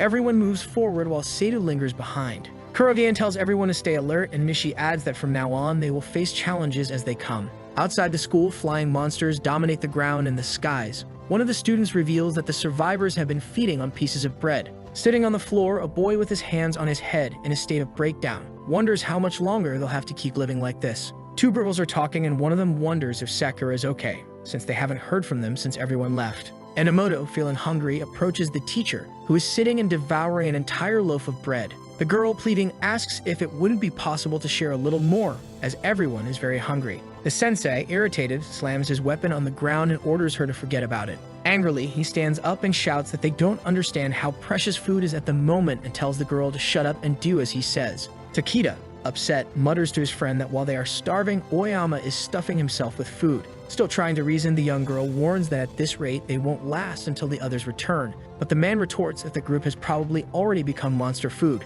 Worried, Enomoto says that such a statement is a horrible thing to say and that the young people only went out to help everyone. The teacher, with a dark expression and holding the girl by the waist, says that if she does something for him, he'll make a special exception. Distressed, the girl screams for him to stop. The man laughs and says he was just trying to lighten the mood. Angrily, the bullies observe the situation. Meanwhile, as the survivors approach their limit, on the school roof, a pile of bodies is being devoured by creatures. At the same time, Rikudo's group is walking through an area that appears to be free of threats. The hero with the steel pipe questions what it all means, and Nishi responds, saying there must be a large creature somewhere. He adds that there are many types of monsters, but in areas where a very powerful aberration is present, the number of smaller creatures is lower. Such aberrations are like bosses in games. Confused, the arrow hero tries to understand why the monsters are the same as those in video games and says that thanks to that, naming them won't be a problem. Kurogane agrees with his friend and says someone must know the names. He replies that there must be some sort of governing rule. Refocusing, Yamaoka states that achieving their goal is the priority for now. Sometime later, the group arrives on a floor with electronics, tools, and chemical products. Koju runs toward the shelves, extremely happy, and says she's going to live there, while Tachibana laughs. Dividing tasks, Rikudo asks Aiz and Kotone to help the tech girl, and they both agree without hesitation. Seiku and Nishi are assigned to protect the three. The steel pipe hero and the boy with platinum hair are tasked with patrolling the area. Admiring the products, Sakura starts strategizing how to modify the devices. Trying to understand, her friend questions what she's doing, and she responds that she's going to replace the CPU of the broken phone with what she just found. Smelling the solder, the girl gets excited and asks Tachibana if she feels the same, while Tauta feels embarrassed by her behavior. On guard, the two boys keep watch, while Kurogane walks through the eerily silent place, which unsettles him. That's when he finds a note stuck to a shelf saying that they eliminate intruders, which intrigues him. The boy notices that it's the same handwriting as the warning written on the floor of the first store. Suddenly, footsteps are heard, and an enormous creature that appears to be made of stone, with a glowing light where its neck would be, approaches and announces that a heat source has been detected. Reflecting and looking at the monster, the hero analyzes and concludes that it's a golem. Preparing to attack, the humanoid roars that an intruder has been identified and must be eliminated. It charges at Rikudo, who quickly counters with his weapon. However, the monster dodges the blow, surprising him with its speed. Striking again, the boy lands a solid hit on the golem. Reflecting, he realizes that the attack is ineffective against the creature. Just as Kurogane is about to be hit directly, Takeshi appears and delivers a powerful punch to the stone being. The golem falls but quickly gets back up, growling. Frustrated, Yamaoka thought hitting the core would defeat it. Here's Rikudo suggests that they cautiously search for a weak point. Taking the lead, the brass knuckle hero instructs his friend to follow his commands, and he agrees. A hand-to-hand fight begins with the boy with platinum hair dodging blows and landing multiple punches. Watching the combat, his partner admires his strength while wondering if this is boxing. He thinks that even among professionals, it's rare to find someone so strong. But then he grows concerned upon noticing that the monster is resistant to this type of impact. The golem strikes the head of the brass knuckle hero, causing him to start bleeding. This makes his friend realize the situation is dire, as they are losing their advantage. Having a memory lapse, Kurogane finally understands what the note meant and shouts for Takeshi to retreat. Using all of his strength, the boy strikes the head of the stone being with his steel pipe. The monster shatters completely, leaving Yamaoka puzzled about what just happened. Asking what's going on and whether the boys are okay, the rest of the group comes running. Nishi questions what happened to that pile of stones, and his friend responds that it was a golem. Shocked, the hero of the arrows asks if Rikudo defeated it. He replies that he did, remembering a game where the answer was in the monster's head. Tuya, excited, says the adventure is becoming more and more fantastic. Seiyu tries to downplay the victory, asking if it was just a small creature, but Takeshi denies it. He then praises the steel pipe hero, saying he's impressed by his ability to read movements and notice the letters on the monster's head using his kinetic vision. He concludes by saying the boy is someone he can trust to help, and his friend thanks him. Aiz appears and also praises his friend, saying he wants Yamaoka to trust him too. Shinjiro shows irritation. The bow hero then says that now that the enemy is defeated, everyone can return to work. Noticing the thoughtful expression on Kurogane's face, the boy asks what's wrong, and his friend responds that the creature seems too weak to be the boss. A large purple sphere begins rushing toward the group at high speed. Sakura, sensing danger, asks if the noise doesn't sound like it's getting closer. The giant sphere suddenly appears above the escalator, catching everyone off guard. Nishi wonders if it's another boulder, but the blonde girl, confused, says it doesn't make sense since they're inside a store. Before Tachibana is hit, the steel pipe hero saves her. The sphere then reveals a large glowing purple eye. Standing up, it transforms into a massive humanoid with the eye in the middle of its chest. Rikudo tells his bow-wielding friend that this one is definitely the boss, and he, sweating profusely, stammers, saying it's bad news. Speaking the same words as the smaller stone golem, the purple creature says it needs to eliminate the intruders. With its massive arm, it tries to crush the group but hits the ground instead, creating a large hole. Due to the creature's size, the steel pipe hero says it will be very difficult to hit the letters on the golem's head. Tuya steps forward and shouts for his friend to leave it to him. Then, shooting his arrows, he tries to hit the engraved letter on the stone. Without success, the boy realizes he couldn't even scratch the surface, and Kuju, terrified, questions whether it's fair. Roaring loudly, the golem seems to prepare to shoot a purple energy beam. The blonde girl notices what's about to happen, and the bow hero yells for everyone to get out of there. Kurogane, panicking, shouts for everyone to run. They all start running desperately, and that's when the monster releases its power toward what seems to be the steel pipe hero. A large hole opens in the ground where the beam hit, now ablaze. Fortunately, 4 of them manage to hide behind a wall, panting and terrified, while Rikudo is shocked by the creature's power. Tachibana asks if Nishi is okay, but unfortunately, her friend, holding him, says the attack left him severely injured. The girl wonders if her other friends are okay, and Rikudo, despite being worried, says that for now they need to do what they can. The boy suggests everyone head to the underground parking lot, and that if the others are okay, they can meet them there. Seitu, however, dislikes the idea. Irritated and afraid, he starts yelling that there's no way to reach the stairs without the monster seeing them. Kurogane, however, agrees and says there's no way to get there without leaving his friend behind, something he absolutely won't do. The creature keeps approaching, making a lot of noise.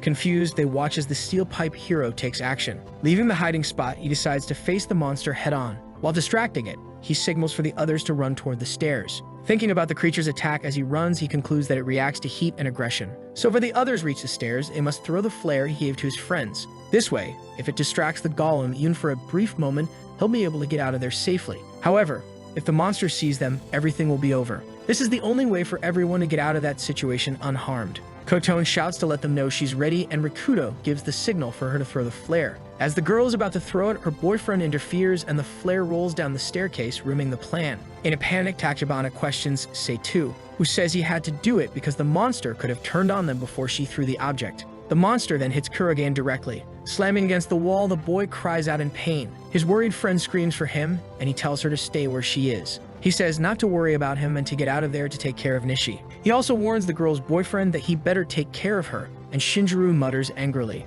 Cynically, the boy says they should leave and that it's too late for Rikudo, which angers the girl. Surprising everyone, she punches the boy in the face. He falls to the ground, shocked as she runs to help the steel pipe hero. Facing the golem, which seems to be charging its power, the boy, panting, appears to confront imminent doom. Alone, the boy says he's given his all since that fateful day, but in the end, he can't do anything, and he remembers his late brother. He comes to the conclusion that his brother was right. Kotone appears and, with great agility, grabs the boy, pulling him out of the path of the beam. Dazed, he doesn't understand what's happening as the girl clings to him and they fall to the ground. He warns her that what she did was very irresponsible. Grabbing his collar, she shouts, questioning how he could give up like that. And she continues, saying that he's not like this. Confused, he asks how she knows. Rikudo then remembers that in childhood he had saved the girl from a group of boys and that no matter what, he kept fighting. Standing up with his steel pipe in hand, he prepares to fight because he realizes that, in the end, they are still alive. An arrow suddenly strikes the monster, which looks back and sees the group reunited, including Nishi,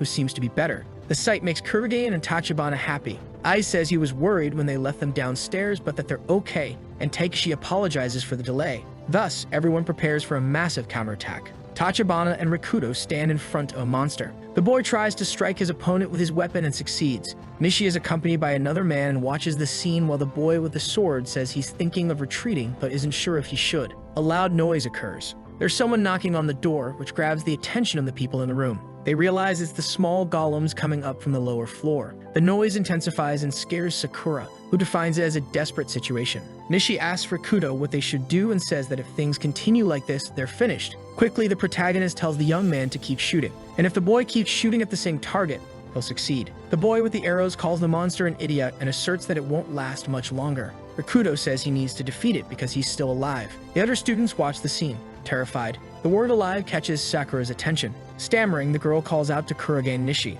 She states that she might be able to do something but needs a little time. Kuju says they might not believe her, but she can manage to defeat the monster. Rikudo encourages his friend and says he believes in her, so he'll buy her some time. With tears in her eyes, Sakura knows what she needs to do. She gets emotional hearing the boy say he trusts her, and he confirms, saying she's not the type of person who would lie. The protagonist calls Mishi to come closer to him, and the boy quickly obeys. Suspicious, a blonde boy asks if Kuju can really do what she's thinking, and she says yes, because Rikudo trusts her, and because of that, she can't fail. Yamaoka says he'll help the boys and asks Aiz to assist the girls. The monster is on the verge of attacking everyone in its frustration. Sakura crouches down and starts preparing the chemical potions. Koton approaches and asks if her friend is okay, noting that she's trembling a lot, but the young girl tells her to be quiet. In a quick move, the monster tries to attack Kurogane, but he dodges. Nishi asks Kuju to act quickly. The girl says she's almost finished and explains how the experiment works, doubting she'll manage it. She recalls Rikudo's words, saying he trusts her. Quickly, the girl adds the final ingredient.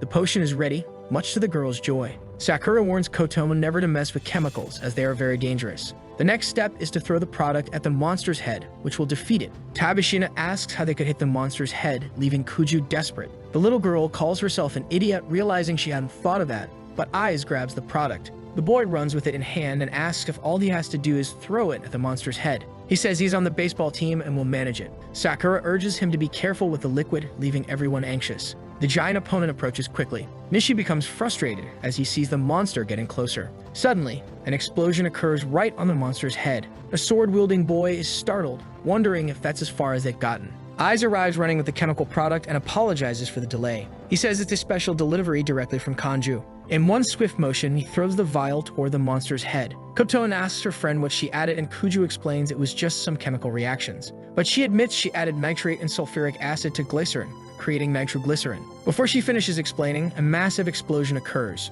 Everyone nearby is flung away. Aiz watches, his eyes shining with amazement at the feat. With smoke rising, the monster remains standing, and everyone observes it. The baseball boy questions Kuju about the explosion, and she explains about the nitroglycerin. She continues explaining the component and her invention, comparing it to dynamite. Sweating nervously, everyone looks at her with half-desperate expressions. They scold her, saying she should have explained what it was beforehand. With a shout, someone calls for Sakura. The boys watch the scene of the explosion, and Rikudo concludes that, thanks to it, the area is now completely charred. Nishi says they defeated the monster, but warns it was a bit reckless on Kuju's part, who promises to be more careful next time. The protagonist heads toward the door while being watched by his bow-wielding friend. He warns there might be danger if the boy opens the door. However, upon opening it, the dude finds all the golems reduced to dust, and Rikudo says he hasn't heard any banging on the door since the explosion. Nishi wonders if the monsters exploded because their leader was defeated, and his friend believes so, even though it doesn't make much sense. The protagonist goes to Sakura and asks if she managed to grab the parts for the phone, and the girl says only the bare minimum. He thanks her, saying that thanks to her, everyone was saved, leaving the girl emotional. Concerned, the bow boy says they shouldn't stay in the area long, and everyone decides to leave as quickly as possible. A kiss happens. Upon re-entering the room, Rituko notices that Seigu tried to kiss Koton, but the girl slapped him. The ex tries to explain, saying he had no choice, but the girl is furious. She says she doesn't care and hopes the boy won't come near her again. Nishi approaches and asks what happened between the two. Seigu leaves the room despondent, walking past his friends, unable to believe what just occurred. He screams and runs up the stairs. Realizing the danger, the bow boy shouts for him not to go too far because there's still danger in the building. Ignoring him, Seigu keeps running upstairs, thinking only of Kurogan. On the verge of a breakdown, the boy enters one of the rooms, pacing back and forth, thinking that Koton belongs only to him, and that it's all Rituko's fault. He adds that Rituko should die and kicks several nearby boxes. Clearing the boxes out of the way, Seigu discovers a coffin with a sword embedded in it. A note attached to the object warns that it's sealed and not to touch it, leaving the boy puzzled as to why it's in the storage room. He examines the scene and everything within it, from the coffin to the blade and the note warning not to open it. In a reckless act, he removes the silver blade. A sound starts emanating from inside the coffin. The boy looks in shock as a skull appears, emitting red lightning from its eyes. Desperate, he wonders what is happening, but the skeletal hand moves toward him quickly. Nishi is outside and says he warned the boy about the dangers of venturing alone through the building while searching and calling for Seitu. Someone approaches, catching their attention. The two boys look and realize it's the person they were searching for, and they ask if he's been there the whole time. Annoyed by the situation, the arrow-wielding boy scolds him and tells Koton's ex to at least respond when they call him. After the scolding, the boy says they should all head back since they've done what they came to do. Nishi notices that the boy is in a good mood and finds it strange. The white-haired man accompanying them wonders if he was imagining things for not noticing the boy's presence behind them the entire time. Later, everyone returns to the base and Sakura says she already feels like the place is her own home. Elsewhere, Someone is in front of a computer, celebrating having achieved something. It's Kuju, and everyone is happy to see that she has managed to use the cell phone. After working on the device and a computer, the girl finally gets online. Ai says it's incredible what she just did. Rikudo asks her to check if there's any information about nearby survivors or emergencies. She checks social media and says that since the day the monsters appeared, there have been no updates from anyone. Something catches Kuju's attention. Someone in the city of Amishima posted asking for help a few days ago, suggesting they might be survivors. The protagonist says the location is far, but not so far that they couldn't reach it. Kotone says there's a glimmer of hope after the turbulent days, and Seidu overhears everything nearby. Close to the scene, the boy feels uneasy hearing the conversation, and a shadow is shown near him. Nishi states that tomorrow they will inform everyone at the school about going to Emishima to search for more survivors. Meanwhile, noises come from the school building. It's coming from one of the laboratories, and the sounds grow louder. Owen is lying down, and Uyama tries to attack her, with only their shadows shown. She pleads to be let go while the man, holding a knife, says it doesn't matter what she does. Nothing good will come of it. Terrifyingly, the man standing over the girl says it's a beautiful sight he's seeing. He adds that it's like heaven on earth. A flashback is shown. Several bird-shaped monsters approach the school. They go to the rooftop and eat the remains of the corpses left there. Noises occur, and someone asks about Uyama. Two boys approach the teacher and ask if he's trying to starve them. The other students notice the tension and wonder what they should do. One of the boys shouts that he asked for food to be brought, and Uyama responds that there wasn't any. He is called a liar, and they accuse him of hiding food. Takeda, holding a baseball bat, says that if things continue this way, there's no telling what he might do. Oyama tells the boys to forget about it and declares that he won't allow them to act like that under any circumstances. As a teacher, he says his decisions are absolute and everyone must shut up and obey him. Angry, one of the students punches the older man. He falls to the ground from the force of the blow, and the argument continues with demands about the food. Oyama remains silent, and the student says that's one of the things he hates most. Losing control, the boy continues cursing the teacher and attempts to hit him again. Blood splatters across the room. Nishi, Rikudo, and Kotone notice what's happening and are shocked. The teacher stabs the aggressor in the abdomen with a knife. Screaming in pain, the boy is paralyzed by what has just happened. Desperate, the protagonist shouts at the sight of the scene as Uyama pulls out the knife. Takeda starts trembling with fear as the man moves toward him.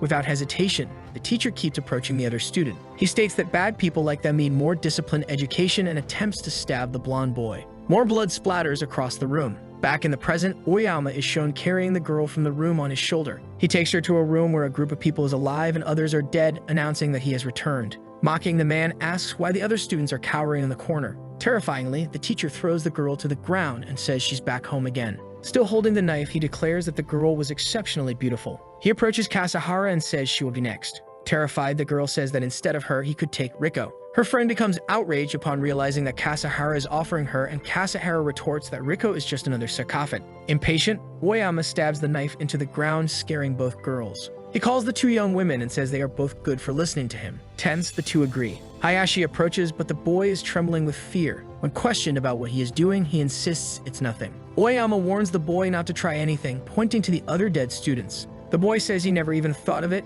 and the teacher calls him an obedient child. Quickly, the man grabs Kasahara by the arm. He also grabs Kasamoto. The girls desperately cry for help, begging someone to save them. Desperate, the brown-haired girl questions what kind of world she's living in. Without further words, Oyama drags the girl down the school corridor. During the journey, she curses the man. He slaps her hard and says she must call him sensei. Grabbing the girl by the hair, the teacher says she needs some extra education. Still mocking her, he ridicules her earlier question about the world, saying it's paradise while the girl claims it's hell. The girl continues in despair, screaming that the world is trash and might as well end. As she's dragged by her hair, the young woman wonders how she never realized this before. Oyama reaches his destination and freezes in front of the girl. Something catches the man's attention, and he looks out the window. He sees his car arriving and knows very well what that means. Recruiter's group has returned to the school. Nishi says he hopes they've brought some peace of mind to the people still there. A young girl observing notices it's Kurogane and the others and celebrates that they'll survive and escape the teacher's threats. Oyama turns pale and says it's impossible for the group to have survived, unsure of what to do. Not knowing what to do, the man claims it doesn't matter and says he'll eliminate the group. He believes the kingdom he's building doesn't need Rikudo. The group stands outside the school, shouting for the others that they've returned and asking them to open the door. No one responds and Nishi grows concerned. They start banging on the door while the teacher watches from one of the windows. The man returns to the room where the other students are, still shocked that the group survived. One of the students quietly calls out for Kurogane. Oyama says the group cannot discover that he killed the students. Otherwise, it will be the end of him. Thinking deeply, the teacher concludes the group doesn't know anything yet. Moreover, among the group, only Nishi and Kurogane are the hardest to deal with. He decides that if he can handle those two, Kuju and Tachibana can also be taken into his harem. Maliciously, the man moves toward the girls. Dominating, he threatens them, saying if they value their lives, they shouldn't try anything funny. Outside, the group stands still as Nishi remarks how strangely quiet everything is and suggests something might be happening. He asks Rikudo what they should do. Determined, the protagonist agrees that something is wrong and says they should break in. The idea is to use the car to break the barrier and enter the building. Nishi calls it a crazy and risky plan. Before they can act, Oyama opens the door and greets the students. Everyone is happy to see him alive and well. Fading friendliness, the teacher asks how things were outside the building. Unaware of the danger, Nishi says they managed to recover Sakura's phone and found survivors along the way. Aiz appears and says it's been a long time since he last saw the teacher. Oyama feels uneasy knowing Aiz will also pose a problem for him and that now there are 3 obstacles in his way. Trying to appear calm, the man says he's happy to see the boy alive. He plans to deal with Kurogane and Nishi first. Putting his plan into action, the man says he needs to talk to the boys in private and ask them to follow him. Sensing something is wrong, Nishi suggests the whole group should go. The teacher says it's fine but insists he'd like to speak to the 2 boys alone first. Nishi agrees and calls for Rikuto. The duo follows Oyama, apologizing and saying they'll return shortly. Aiz suggests that in the meantime they bring the supplies inside the school. Stopping to think, Kotone realizes that Seitu is not with them. She asks if the boy might have entered the building without them. Meanwhile, Oyama leads the 2 boys inside the building. Nishi notices something strange and questions if they aren't going too far. Feigning ignorance, the man says it's just around the corner and they'll arrive, while thinking that if he gets the boys' bow, the victory will be his. Everyone keeps walking. They arrive in a classroom and don't understand why. Nishi asks them to start the conversation while Oyama fiddles with a fire extinguisher. Before anything else, the man sprays the extinguisher's phone toward the students. The 2 complain that their eyes hurt while the man laughs. Unable to see properly, the teacher takes advantage and rushes at the boys with a knife. Quickly, Rituko defends himself with his bat. A hand-to-hand fight between the 2 begins. Kurogane says it was a good attempt, but his suspicions never fail. The protagonist states that he always knew who Oyama really was and the man is confused about how he knew. He explains that he saw blood on the teacher's shirt, and when he last spoke with the man, the blood wasn't there. Kurogane goes on to say he doesn't know what happened while they were gone, but now he's sure the man has crossed the line. Scared, Oyama begins to stutter. The student grabs the man by the shirt and says that one day he'll be judged for what he's done. Annoyed, the teacher tries to respond and quickly attempts to attack the boy. He throws a punch, but Rituko defends himself and sends the man flying across the room. Meanwhile, the birds remain on the school's rooftop. Seigo enters the location and observes the scene of bodies being eaten. The boy says this is exactly what he needed. Without hesitation, he gives orders for things to begin definitively. Inside the school, Tachibana and Sakura enter and find the girls tied up, starting to untie them. Everyone is completely happy to be freed from the ropes. Kotone asks if those people are the only survivors. Kuju feels sad seeing the state many of her friends are in. Although freed, everyone says they lived through a nightmare in there. Tachibana also begins to cry at the sight of the situation and laments that it had to be a moment when they saw a glimmer of hope. She sees the bodies on the ground and declares it's all too cruel. The boys throw the tied-up teacher on the ground and ask how he could do such a thing. Nishi is outraged and says the teacher shouldn't have done that. Instead, he should have helped the other students. Without fear, Oyama laughs in the boy's face. Mockingly, the man asks if the boy really thinks he will be saved. He says the boy needs to face reality. He states that the world is no longer the same, that hope doesn't exist, and that everyone will eventually die eaten by monsters. The man continues, saying that's why he did what he did, to have a little fun before it all ends since he won't be punished. Recklessly, he suggests the boys should do the same as him and kidnap Tachibana and Kuju. To the girl's horror, Nishi tells the man to shut up and punches him. Interrupting the blows, Rikudo asks his friend to just ignore the man. He says that paying attention to him is a waste of time and energy. The boy concludes that they won't be able to take the teacher with them. Hearing the conversation, a girl asks what they mean by that. Nishi says he forgot to mention it, but everyone must be saved. And thanks to the recovered phone, they were able to locate more survivors. The other students feel hopeful, calling their ray of light. Oyama becomes desperate upon hearing those words. Panicking, the teacher begins begging for forgiveness and pleads not to be left behind. He continues to beg, claiming he regrets his actions. Kotone calls him bold for thinking he would be saved after everything he's done. Rikudo says they'll decide what to do with the teacher later, as they need to focus on other matters now. Nishi ends up agreeing with this. Suddenly, a blue light appears outside the building, surprising everyone. The boys are shocked and don't understand what's happening. At that moment, they look out the window. Numerous blue beams of light appear as birds fly and monsters take over the area. These monsters have faces resembling lizards, goats, and other animals. Nishi asks what it could be and whether the enemies are coming out of the lights, and Rikudo says it's the same phenomenon as before. Sakura wonders how this is possible, considering no one else has a cell phone. The protagonist orders everyone to get ready. Nishi is frightened, stating that the number of monsters keeps growing. Kotone asks what she should do. The birds feeding on the corpses begin entering the building, shattering the windows. Everyone panics at the horrifying scene. They try to defend themselves as best as they can. They urge Eyes to quickly get the people out of there and run. Rikudo says he won't die there and defends himself with his bat. He manages to strike the bird with great force. Dozens of monsters appear on the ground in front of the school. Inside the building, Takeshi and the others are fighting them to clear a path. A man asks Todo where the others are, noticing he's alone, and the boy apologizes, saying they got separated somewhere. While still apologizing, a goblin appears at the window to attack him, but Nishi is quicker and shoots it with an arrow, telling him to focus on surviving. One of the winged monsters appears to attack the girls but bypasses Tachibana and heads towards Sakura. Frightened, Sakura freezes, but Rikudo intervenes and strikes the monster before it can do anything. He asks if she's okay, and she shyly responds that she is. The girl at the top of the stairs wonders if the monster ignored her. Nishi, worried, asks his friend what they'll do since the ground floor is infested with monsters. Looking down and seeing the creatures climbing, he remarks that at this rate they won't make it. The boy says if there's no way down, they should go up. He then shouts for everyone to run to the roof, and the archer asks if they're back to square one. Running up the stairs, Kurogen tells everyone not to split up and that they will survive together, and they all agree. Later, Hayashi is running from a giant spider, screaming that he doesn't want to die. Looking back, he realizes this is the end for him, but doesn't want it to end there. Suddenly, a screen appears in front of him, stating that his role as a hero and asking if he will accept the adventure, with options for yes or no below. The boy hears a voice in his head and doesn't understand how he could be a hero. Shortly after, another message says the evil-slaying sword is being generated.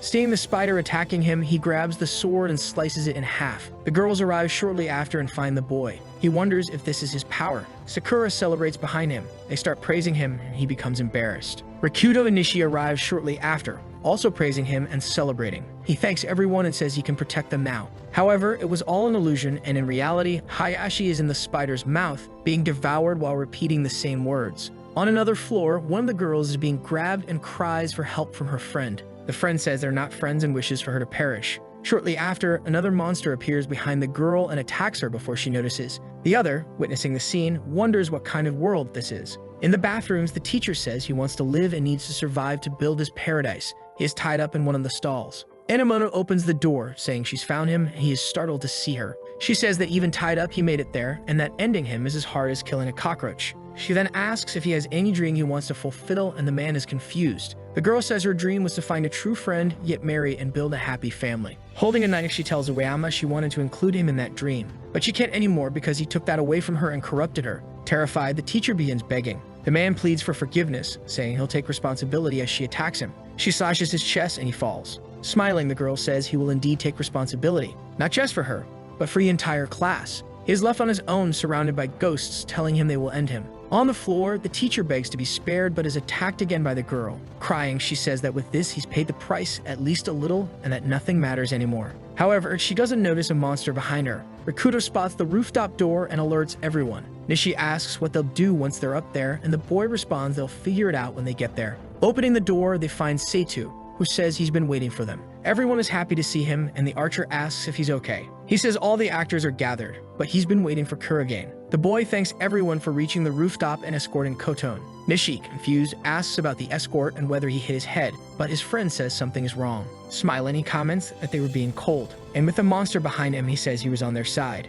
Sakura, upon seeing the monster, begins screaming, asking what it is. Rikudo comments that the monster is a type of lich, and his friend responds that they're common in fantasy and asks why it was with the student. Segido hears the conversation and replies that the monster was an ally, that in exchange it could use his body, and the lich granted him power, that this flaw existed in the world, a summoning system. Smiling, he says that's not all they need to know. More importantly, he can make a circle appear in the sky. Then a stream of binary code descends, bringing several monsters to the rooftops, surrounding everyone and terrifying them. The group panics, wondering what to do. Kurogen realizes it's the same phenomenon that happened some time ago. Enveloped by monsters, Seitu asks if they can see his power and claims he has obtained the technique to control monsters. He explains that he can control small monsters, but soon will be able to dominate the more powerful ones. This means that, as long as he's there, they no longer need to fear monsters. Looking at Koton, he comments that he made her worry, but everything is fine now and she doesn't need to be afraid anymore. He tells her she doesn't need Kurogen to protect her anymore. However,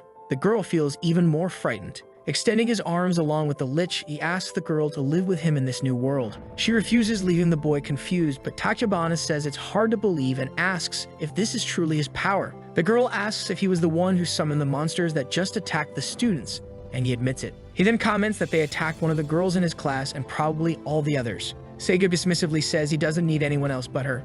Nervous, the girl says she really didn't want to say this, but he is no longer human. Crying, she says they've encountered all kinds of monsters so far, but he is the worst of them all. The other students approach to support her. Crying and controlled, Seidu says Koton is wrong, repeating the word wrong over and over. Still repeating the word, the boy screams, transforming into a vortex and emitting such a strong wind that all the students must shield themselves. When the spinning stops, it's clear the lich has fully taken over his body, replacing his head and arms with its own. It screams at the girl, accusing her of preferring Kurogen, but says she should be his. Then, yelling that he doesn't need her, it commands the monsters to attack. Rikudo grabs his steel pipe and orders Kuju and Tachibana to stay back. He manages to block one of the attacks, but the girl, worried upon seeing him, doesn't notice the Oni behind her until Sakura warns her. The boy rushes toward them to stop the attack and succeeds, but his pipe is dented by the force of the impact. Then the monster throws him backward. Koton screams his name as he is hurled against the wall. Nishi, concerned, shouts his name, and the girls run toward him. Getting closer, the girls worry upon seeing him in such a state. Touching his face, Tachibana notices he isn't breathing. Kurogen hears someone calling his name and realizes he's in his room, confused because he was sure he was at school. He hears someone mocking him for calling that room his and turns to see Serato at the door. Serato says it's been a long time since they've seen each other. Back at the school, Koton screams his name and begs him to listen to her. Hugging him, she cries in desperation while the other students stand in shock. Nishi, fighting the monsters and concerned, asks if this is real and hopes it isn't true. As he laments, a monster moves to attack him, but Takeshi pushes it away with a punch using his brass knuckles. The boy calls his name but gets no response at first. Without looking at him, he tells him not to give up, calling him a leader. He says that no matter the circumstances, they must keep fighting until the end because that's the kind of man Kurogen is. Everyone is astonished and moved by his words. Nishi says he was right. Rikudo was always like that. No matter how hopeless the situation, he never gave up. And if he were to give up on surviving, he wouldn't be able to face him. With this in mind, he continues shooting his arrows at the monsters. Tauda begins assisting in the attack. Sato, now under Lich's control, tells them to forget it, saying that Kurogen was no longer among them. He declares that Kurogen's heart had stopped and comments that Koton should know better than anyone since she wanted to be a doctor. Hearing those words, she decides to help the boy. Adjusting his body, she begins performing mouth-to-mouth resuscitation, refusing to give up so easily. If the impact had stopped his heart, it couldn't be too late. Sakura thinks that everyone is doing what they can, so she must do something too. But unlike the time at the golem, she can no longer make dynamite and wonders what she could do. She notices the bent steel pipe on the ground and thinking about the type of monster the lich is, concludes that she might be able to do something. However, she has no scientific evidence and isn't sure if it will work. Beholding the object, she comments hopefully that there's nothing left but to try. Seitu, watching everyone, asks what's so special about Rikudo. Hitting him with an arrow, Nishi responds that they like him, that they value him. Tauda tells Seidu that jealousy isn't cool. Irritated, the lich says he'll send them all to join Rikudo, and the monsters charge toward them. In the room, Kurogen's brother steps on him, saying, "Serves you right." The boy turns his face to look at him, pressing harder on his head. Serato tells him not to look at him like that because he's already dead. He reminds Kurogen of the lessons he taught him since they were kids, that his existence has no meaning and that he can't do anything. While beating him, he says no one wants him, no one loves him, that he's a loser, trash, a worthless man who should just lie down and die. As he's beaten, Rikudo thinks the man is right. He has no value, no meaning. He thinks he should stand up and try his best, but in the end, he does nothing. He's heard it all before and is exhausted. He just wants to return to being someone without thoughts or emotions. Amid his thoughts, he hears his name being called more than once, and a girl grabs his arm. It's Tachibana, who tells him not to go back to being alone because everyone is waiting for him. She sees their friends happy in casual clothes. Still smiling, she asks her friend to return, her eyes filling with tears. In the room, the boy grabs his brother's foot before he can kick him again. For a long time, he might have thought about staying there until the end, but not anymore. Now he has a place to return to. Irritated, Serato punches him, but Rikudo fights back, apologizing as he says that no matter what Serato claims, he is alive, and he punches Serato in the face, with his face shattering into pieces. Serato comments that it's impossible, questioning how Rikudo could do it. Kurogen declares that he'll keep trying for as long as he lives, watching as the broken pieces of his brother's face fall before his eyes.